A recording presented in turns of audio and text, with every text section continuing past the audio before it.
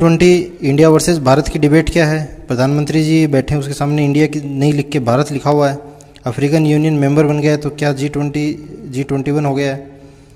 ये प्रोग्राम, ये जो शिखर सम्मेलन G20 का, ये प्रगति मैदान के भारत मंडपम में हो रहा। भारत मंडपम में क्या क्या है, भारत के गौरवशाली इतिहास को किस हिसाब से उसमें दर्शाया गया है, सारी चीज़ें इसमें देखने और समझने को मिलेंगी।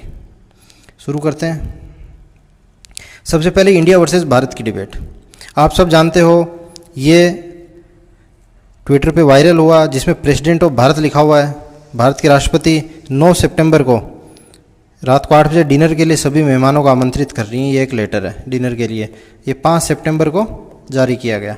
उसके बाद डिबेट शुरू हो गई, क्या भारत इंडिया का नाम बदल के चेंज कर रही है, मोदी सरकार इंडिया की जगह भारत कर रही है। उसी टाइम पे ये खबर आई कि संसद का विशेष सत्र शुरू हो रहा है सितंबर में, तो हो सकता है उसके अंदर संविधान संशोधन लेके आए मोदी सरकार, जिसमें नाम इंडिया की जगह भारत किया जाए। इस तरह की डिबेट चल रही थी।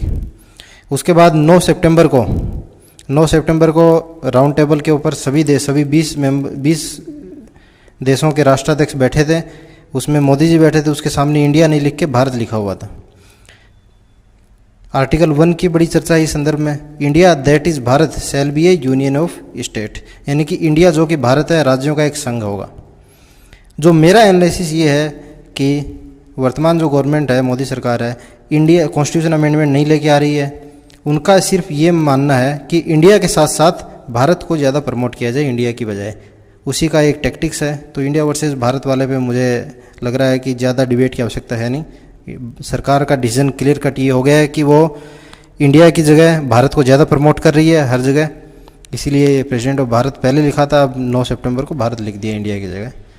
और कॉन्स्टिट्यूशन अमेंडमेंट और इस तरह की कोई चीज़ें मेरा एनालिसिस से नहीं होने वाली है। G20 देशों का इतिहास देखते हैं। कब गठन हुआ, कैसे हुआ। 1997 में एशिया के अंदर फाइनेंशियल क्राइसिस आया, जिसमें क्या स्टॉक मार्केट डाउन हो गई, करेंसी की वैल्यू डाउन हो गई, रिसेशन बढ़ गया, बेरोजगारी बढ़ गई।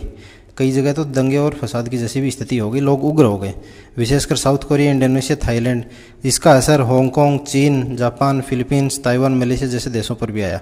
1998 में इकोनॉमिक क्राइसिस रशिया में भी आया। G8 देशों का संगठन पहले से बना हुआ था। 26 सितंबर 1999 को G8 देशों की मीटिंग होती है। उनका ये मानना होता है कि जो एशिया में और रूस में जो इकोनॉमिक क्राइसिस आया है, इसमें सिर्फ और सिर्फ ये 8 देश मिलके इसको कंट्रोल नहीं कर सकते। हमें जो इमर्जिंग इकोनॉमीज़ हैं, जो देश जो प्रगति कर रहे हैं, उनको भी साथ में लेके एक अलग ग्रुप बनाना पड़ेगा। तो G20 की संकल्पना सामने आई। उसके बाद 1999 से 2007 तक G20 देशों के फाइनेंशियल मिनिस्टर, वित्त मंत्री और सेंट्रल बैंक्स के गवर्नर, जैसे भारत का सेंट्रल बैंक RBI है, रिजर्व बैंक ऑफ इंडिया, उसके गवर्नर और फाइनेंस मिनिस्टर्स की सभी 20 देशों की आपस में मीटिंग होती रहती थी। 2007-8 में आप सभी जानते हो अमेरिका के अंदर इकोनॉमिक क्राइसिस आया। उसके बाद में उनको लगा कि हम ऐसे G20 देशों के ग्रुप को और ज़्यादा इफेक्टिव बनाने के लिए फाइनेंस मिनिस्टर और ये सेंट्रल बैंक के गवर्नर की जगह हेड ऑफ स्टेट्स हैं, जो राष्ट्रपति हैं, प्रधानमंत्री हैं, उनकी मीटिंग बुलानी चाहिए, ताकि इसका और ज़्यादा चीज़ें और ज़्यादा क्लैरिटी के साथ निकल के आएँ। पहले समिट वाशिंगटन DC में होती है, फिर 2022 में बाली में हुई, 2023 में दिल्ली में चली रही है, अगली ब्राज़ील में होगी, उसकी अगली साउथ अफ्रीका में होगी 2025 वाली। ये फ़ोटो है 2022 की बाली सम्मेलन की। ये इंडोनेशिया के राष्ट्रपति हैं, ये प्रधानमंत्री मोदी जी हैं। ये इनको ये हैमर टाइप का, जिसको इसमें यूज़ होता है अपने अदालतों में, अध्यक्षता के लिए ये सांकेतिक रूप से, जिस हिसाब से सेंगोल का जिक्र आपने सुना था, एक तरह का राजदंड, एक तरह का सिंबल कि अब से अगले समिट के लिए आप अध्यक्ष हो। तो इस तरह का ये हैमर और सांकेतिक रूप से दे रहे हैं। ये 2022 की फ़ोटो है। और इस बार भारत होगा जो ब्राज़ील के राष्ट्रपति को इस तरह की हैमर देगा। ठीक है। G20 देशों में कौन कौन है, ये आप 19 देश देख रहे हो। 19 तो देश हैं, 20 एक यूरोपियन यूनियन है। यूरोपियन यूनियन में 27 देश हैं। पहले 28 देश है। ब्रिटेन यूरोपियन यूनियन से निकल गया। ब्रिटेन जो था वो अलग हो गया था। अब 27 देश बचे हैं। इनके यूरोपियन यूनियन का सभी 27 देशों का एक यूरोपियन कमीशन है, यूरोपियन सेंट्रल बैंक है। जैसे अपने RBI है, वैसे इनका 27 देशों को मिला के एक यूरोपियन सेंट्रल बैंक भी है। इसके प्रतिनिधि, इसके जो अध्यक्ष होते हैं और इसके जो गवर्नर होते हैं, वो G20 देशों में सम्मिलित होते हैं। 20 तो ये थे। अब 21वां मेंबर यूरोपियन अफ्रीकन यूनियन, ये अफ्रीकन यूनियन के प्रेसिडेंट है, मोदी जी हैं, इनका स्वागत कर रहे हैं। मैं चाहता हूँ आप सभी ये वीडियो ज़रूर सुने एक बार।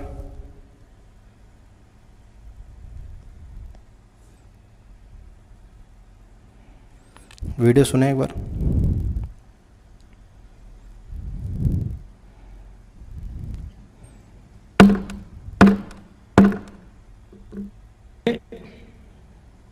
मैं अफ्रीकन यूनियन के अध्यक्ष को G20 के स्थायी सदस्य के रूप में अपना स्थान ग्रहण करने के लिए मेंबर के रूप में आमंत्रित करता हूं।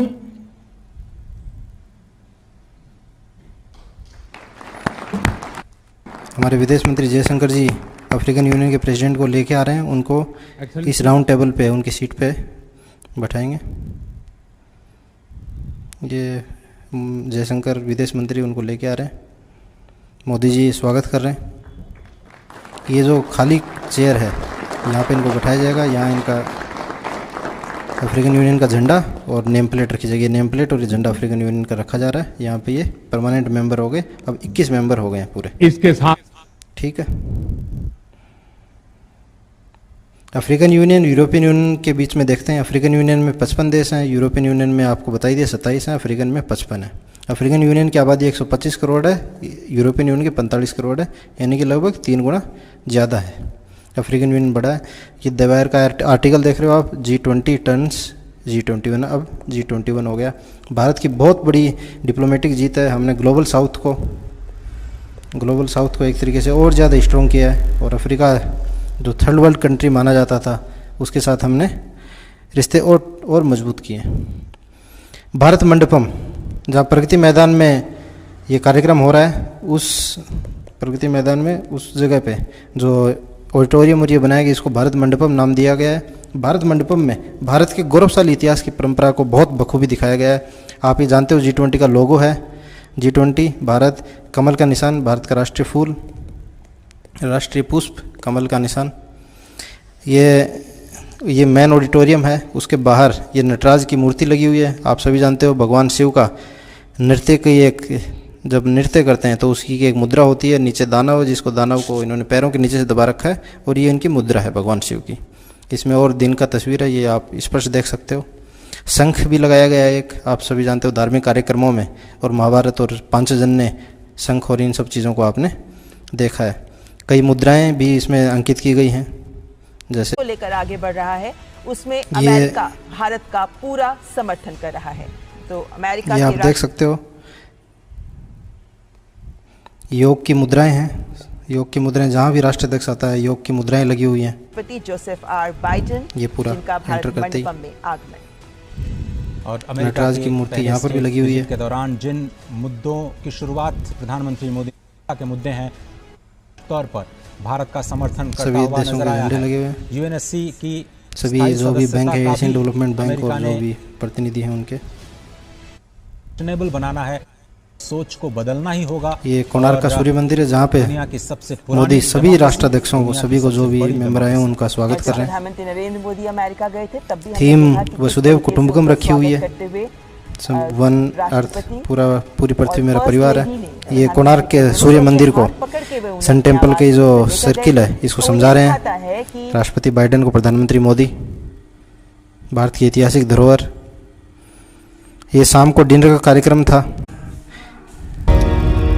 ये जो नालंदा विश्वविद्यालय था, नालंदा विश्वविद्यालय की फोटो है, यहीं पे रिसीव कर रहे थे दोनों, यहीं फोटो खिंचवाई है।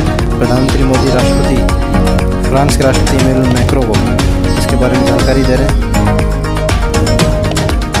पूरे प्रोग्राम में भारत की ऐतिहासिकता, भारत की ऐतिहासिक धरोहरों को बहुत अच्छे से बताया गया है। आज जो मेन चीज़ें निकल के आई हैं, दिल्ली डिक्लेरेशन निकल के आया है, ग्लोबल बायोफ्यूल अलायंस बनाया, India middle east Europe economic corridor है जो रेलवे और सी रूट को मिलके बनेगा। इनके ऊपर मैं आपसे अलग से चर्चा करूंगा। आज का उद्देश्य सिर्फ G20 के बारे में बताना, भारत मंडपम और क्या क्या G20 किस में किस हिसाब से बना, ये सब बताया। Delhi declaration, global biofuel alliance, इसके बारे में मैं एक अलग से आपसे वीडियो लेके आऊँगा, चर्चा करेंगे। आप जुड़े हुए थे UPC सटायर के साथ। थैंक्स देखने के लिए, थैंक्स, धन्यवाद।